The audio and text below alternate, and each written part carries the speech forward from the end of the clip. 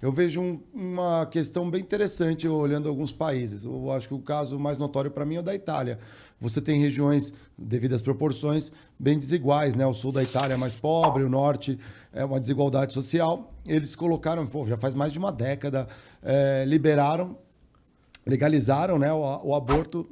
Nos primeiros anos, você vê uma curva, teve sim um aumento, mas teve um aumento também porque ele foi computado dentro do sistema de saúde, né? Então, porque quem quer fazer e tem recursos, vai para outro país que permite, né? Europa, então, você pega um trem e vai para a Holanda, por exemplo. Então, não eram computados. Mas depois de uns 5 anos, a curva começou a cair. E vários outros estudos foram sendo feitos. Muitas mulheres, elas se arrependiam,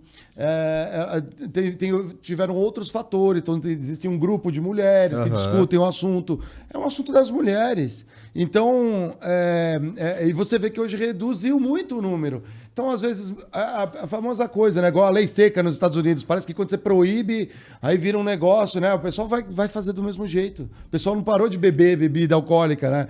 Só que foi beber bebida ilegal, sem controle, que fazia mal. Você acha, por exemplo, que uma política pública que afete... Afeta mais os pobres, no caso, né? Não, mais que pobres, que afete primordialmente uma classe ou um gênero, como esse claramente, né? Afeta muito um gênero. Você acha que eu deveria ter uma votação no governo, por exemplo, para ser democrático e colocar na perspectiva, se eu vou fazer um sim e não... Plebiscito. Só entre mulheres. Só entre deputadas ou entre senadoras. Homens não votam. Então você vai considerar quem ganhou, mas só entre o núcleo de mulheres que representam. Que o conceito do Congresso é o cara que representa aquela galera. Então mulheres votam em homens, homens votam em mulheres. Pela pauta, né? Eu acho perigoso isso. Vocês acompanharam algumas participações minhas no Flow News ao longo do último ano. Vocês devem ter visto que em alguns momentos eu sempre citei alguns institutos. Então, assim, quando a gente estava discutindo, por exemplo, a PEC da privatização lá das praias, aquela história lá, qual que era a opinião que eu emitia quando eu era questionado sobre isso? Era que eu vou procurar algum instituto que entende sobre isso para ver o que ele acha. Porque é verdade. Não, eu não entendo. Foram baseadas em institutos. Eu não tenho. Quem sou eu para eu emitir uma opinião sobre impacto ambiental? Então eu vou, sei lá, no observatório climático para eu moldar uma opinião em relação a isso. Que aí você entra hoje, infelizmente, ainda mais quando você fala de estudos, que é quem encomendou o estudo e quem fez estudo pra quem. Eu sei, eu entendo, mas assim, vamos... A gente tem o Instituto Critique, tá? Se quiser tem. Galera, se precisar, o Instituto Critique ajuda você a falar o que você precisa. É se isso for aí. legal e correto. Né?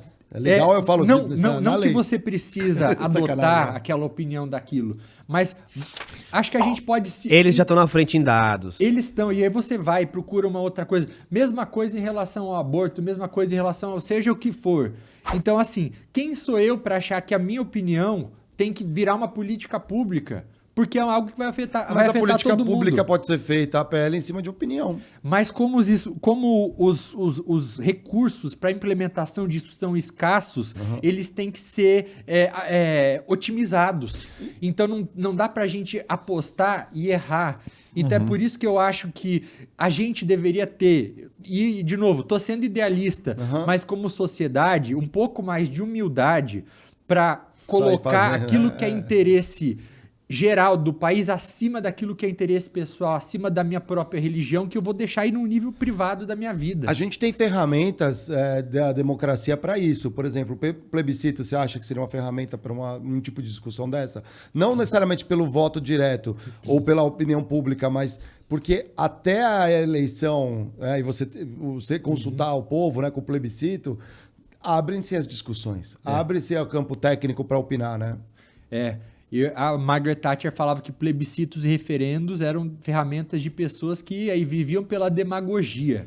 Então, eu tenho essa mesma visão, que eu acho que é uma maneira de você acabar terceirizando para a população que muitas vezes não entende os aspectos técnicos ou não tem o conhecimento necessários para certos assuntos, algo que caberia aos governantes decidirem, porque o cara não quer levar responsabilidade por aquela decisão. É uma maneira dele se blindar politicamente.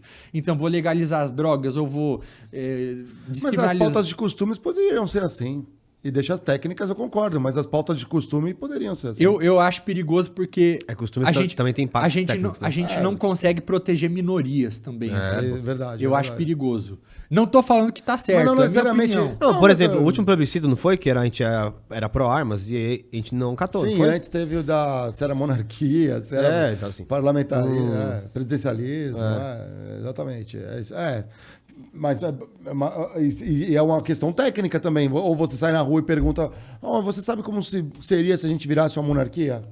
Então, assim, eu acho que é uma decisão. Sim, acho que são decisões que tem que ser eu populares. acho que o Flamengo, né, pô. Sim, o rei é o Pelé. Não, tem um shorts muito interessante que é Pelé é o Roberto Carlos. Aí, quem que é o você rei? coloca? Quem que é o perguntando rei? pra galera assim, qual que é o seu pronome? Você viu esse vídeo, não? Não, tá qual que é o seu vendo. pronome? Vai na rua perguntando pras pessoas, qual que é o seu pronome? E o artigo? E as moleques, Flamengo! Flamengo é o pronome do moleque. Como é que eu vou perguntar é se triste mesmo, se ele quer um rei, um monarca ou não? Entendeu? Você é a favor ou contra o casamento heterossexual? Sou contra. É isso. Sou contra.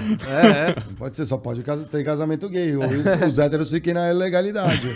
Não pode mais casar. Pode ser uma proposta de algum. Não dá Bom, ideia, gente, não. Que tem gente que escuta. Se você chegou de janela. Como é que fala? Chegou No meio do momento no da meio do loucura. momento que a gente tá conversando aqui. O bonde andando, pô, a gente é super apoia liberdades individuais, apoia escolhas pessoais, então. E eu também acho Inclusive, que. se você for hétero.